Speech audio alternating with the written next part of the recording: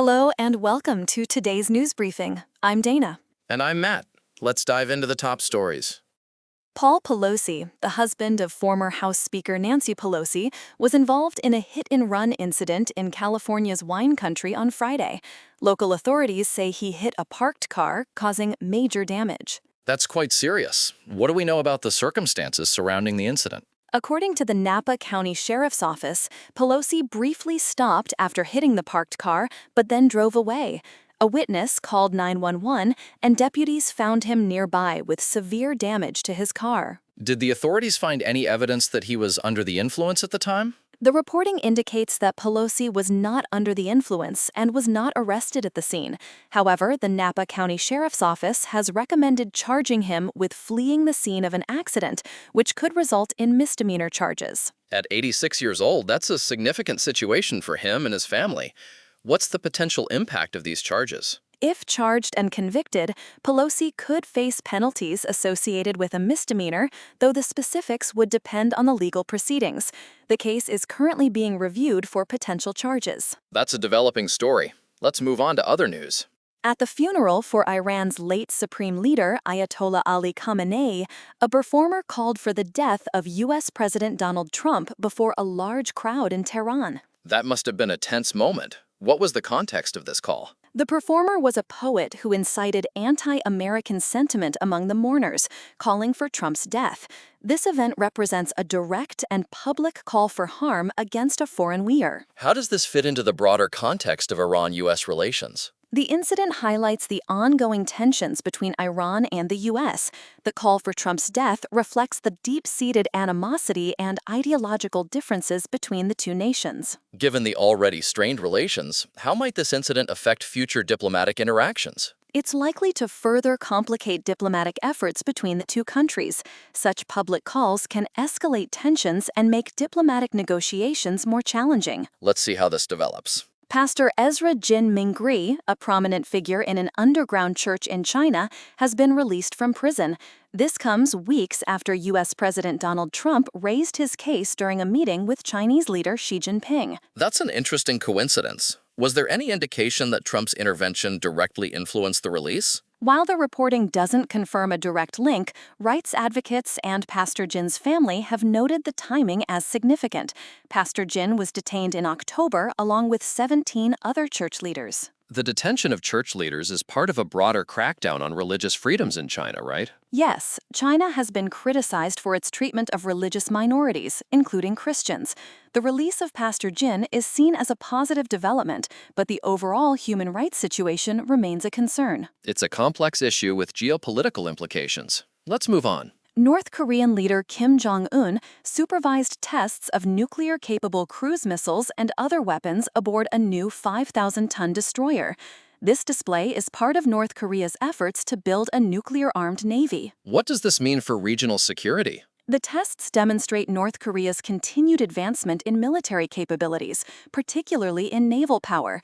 This could potentially destabilize the region and affect security dynamics. How does this fit into North Korea's overall military strategy? The development of a nuclear-armed navy is a significant component of North Korea's military modernization. It reflects their focus on enhancing deterrence and military capabilities. Let's see how the international community responds to this. At Ayatollah Khamenei's funeral, 3 of his sons were present, but his successor, Mojtaba Khamenei, was not seen. This absence is notable given the significance of the event. What might be the implications of Mojtaba Khamenei's absence? The absence could be interpreted in various ways, including potential health issues or a deliberate choice to avoid drawing attention. State TV showed other family members paying their respects. The succession dynamics in Iran can be complex. How does this fit into the broader political landscape? The transition of power in Iran is always closely watched. Mojtaba Khamenei's role as the new supreme leader is still being consolidated, and such events provide insight into the political dynamics. Let's continue to monitor this situation. India has withdrawn emergency measures related to natural gas supply after LNG shipments through the Strait of Hormuz resumed following a ceasefire in the Middle East conflict. What were these emergency measures, and why were they necessary? The measures were introduced to divert gas from non-priority sectors to key users during the disruption caused by the conflict.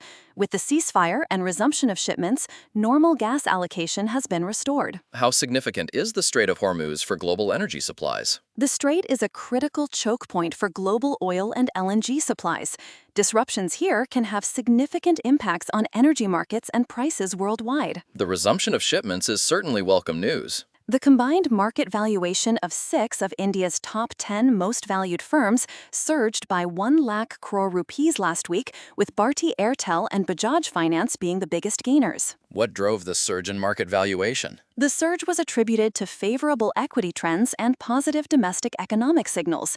The overall market sentiment remained optimistic due to global monetary policies. Are there any concerns about the sustainability of this growth? While the current trend is positive, market volatility can be influenced by various factors, including global economic conditions and investor sentiment. Let's keep an eye on the market developments. OPEC Plus has agreed to increase oil production quotas by 188,000 barrels per day from August as exports through the Strait of Hormuz start to recover. How does this decision fit into the current global oil market dynamics? The increase in production is aimed at recovering from the disruptions caused by the Middle East conflict. It reflects OPEC Plus's efforts to stabilize the market and respond to changing demand. With oil prices falling due to the gradual reopening of the Strait of Hormuz, what are the potential implications of this output increase? The increased supply could further impact oil prices, potentially leading to a surplus and affecting the global energy market dynamics. That's a significant development in the energy sector. France advanced to the World Cup quarterfinals after Kylian Mbappé scored a penalty against Paraguay, winning the match 1-0. What was the key to France's victory? Mbappé's penalty in the 70th minute was the decisive factor.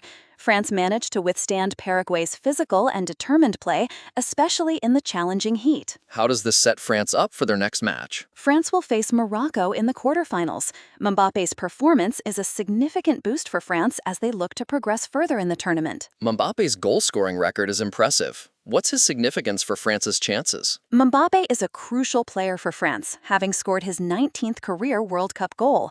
His performance is vital to France's success in the tournament. Let's see how France fares against Morocco. France advance. Erling Haaland scored twice in the late stages of Norway's match against Brazil, securing a 2-1 victory and sending Norway to the World Cup quarterfinals for the first time. That was a stunning upset. What were the key moments in the match? Haaland's goals in the 80th and 90th minutes were the turning points. Norway's victory over Brazil is a historic achievement for Norwegian football. How does this result impact the World Cup dynamics? Norway's advancement to the quarterfinals adds a new dimension to the competition. Brazil's elimination is a significant upset given their status as 5-time World Cup champions. Haaland's performance was remarkable. What does this mean for Norway's prospects? Norway's entry into the quarterfinals is a significant achievement. Haaland's form is a key factor in their success, and they will be looking to continue their momentum. This is an exciting development in the World Cup. Morocco defeated Canada 3-0, advancing to the World Cup quarterfinals for the second consecutive time. Azzedine Ounahi scored twice for Morocco. What was the key to Morocco's victory? Morocco's clinical performance, led by Ounahi's double, was decisive. They effectively countered Canada's efforts and dominated the match. How does this position Morocco in the tournament? Morocco will face France in the quarterfinals. Their performance demonstrates their strengths and competitiveness in the tournament. Morocco has been making a strong impression. What's their historical context in the World Cup? Morocco's advancement to the quarterfinals for the second time in a row is notable. They made history by reaching the semifinals in 2022 as the first African team to do so. Let's see how they fare against Morocco. Super Typhoon Bavi is approaching Guam and the Northern Marianas, prompting evacuations and preparations for potentially catastrophic winds and damage. What's the expected impact of Super Typhoon Bavi? The typhoon is forecast to bring winds of up to 260 kilometers per hour and gusts of 315 kilometers per hour, equivalent to a Category 5 hurricane. Residents are being urged to take shelter. How are the U.S. Pacific territories preparing for the typhoon? People in Guam and the Northern Marianas have moved to emergency shelters and made last-minute preparations. The situation is serious. Let's hope the preparations help mitigate the impact. 3 firefighters who died battling a blaze on the Colorado-Utah border are being remembered for their bravery. They were trapped by flames last week. What are the circumstances surrounding their deaths? The firefighters were overwhelmed by the rapidly spreading fire. A memorial service is being held to honor their sacrifice and bravery. Wildfires are becoming increasingly dangerous. What's the current situation with wildfires in the West? Wildfires continue to churn across the western U.S., driven by dry conditions and strong winds. The region remains on high alert for fire dangers. The loss of these firefighters is a sobering reminder of the risks faced by first responders. The death toll from Venezuela's twin earthquakes has risen to nearly 3,000, with thousands more injured and displaced. Rescue operations are ongoing. What's the latest on the rescue and relief efforts? Rescue teams are continuing to search for survivors and provide aid to affected areas. The situation remains dire, with many still in need of assistance. The international community is likely to offer support. How significant is this disaster for Venezuela? The earthquakes have had a devastating impact on Venezuela, exacerbating existing challenges. The humanitarian response will be critical in the coming days and weeks. Let's hope the relief efforts help alleviate the suffering. That's all for today's briefing. Thank you for joining us. Thank you, Dana. Until next time. And that's a wrap. The podcast will be back tomorrow with more news.